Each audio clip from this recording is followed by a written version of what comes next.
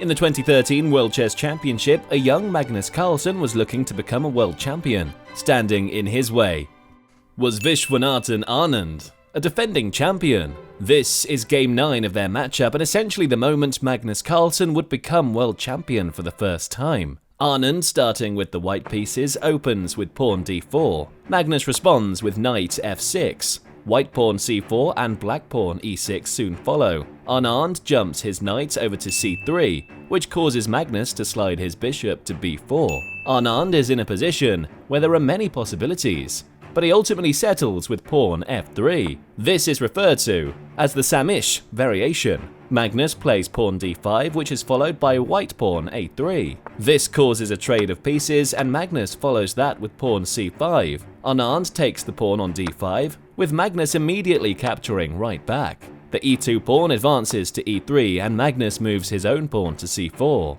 This move by Magnus essentially eliminates Anand's bishops at this stage of the game. White knight e2, black knight c6, and then the interesting move of white pawn g4. Magnus decides to castle, followed by white bishop g2. After Magnus's knight moves to a5, Anand castles as well. Black knight moves again to b3, while the rook slides to a2. The b7 pawn advances to b5, trying to create some space. Anand's knight hops to g3, with another black pawn advancing now to a5. Anand disregards the advancing pawns on the other side by moving his own to g5. This obviously forces the knight on f6 to retreat back to e8. Anand continues to march his pawns by moving the next one to e4. Magnus makes the great move of knight c1, which captures a bishop. This gives Anand less firepower to work with as the queen recaptures right back. A really interesting move occurs when Magnus slides his rook to a6. This gives Magnus control of the 6th rank.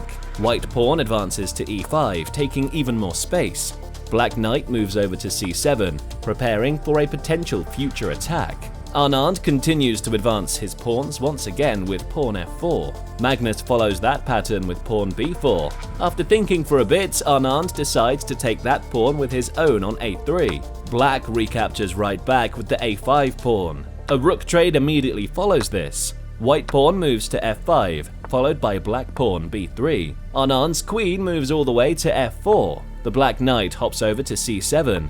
This is done to prevent a possible checkmate. A pair of pawns are moved with f6 and then g6. White queen moves to h4, black knight to e8, and then white queen again to h6. Despite Magnus seeming to be in big trouble at first glance, he actually had planned everything out ahead of time. He makes the very well-timed move of pawn b2. After white rook f4, Magnus is able to promote that pawn to a queen. Anand chooses to respond with knight f1, which turns out to be the last move he would make of the game. Magnus delivers the final blow with queen e1. This leads to Anand resigning. The reason he resigns is due to miscalculating several things. He chose to move his knight to f1 because he was anticipating queen d1. That would have allowed him to move his rook to h4, which would have led to black queen h5. That would have caused a few pieces to be traded. It would then allow the f1 knight to move to e3, which would lead to it being able to capture the d5 pawn. This would create access to the e7 tile. All of Anand's pieces were placed in the perfect spot to enact this plan. The reason he lost was due to an oversight. He was too focused on the d1 move to realize the real danger, which was queen e1. The move was really dangerous because after the rook moves to h4, the queen would have been able to take it right away. This would have completely removed Anand's ability to attack. Magnus could easily win the game from there. Knowing all of that after the initial e1 move is why Anand resigned. This game was crucial because it gave Magnus a big lead in the matchup. He would only need a tie now to become world champion. This is exactly what happened in the following game, which ended up as a draw. Magnus Carlsen became world champion for the first time, starting his reign as the top chess player in the world.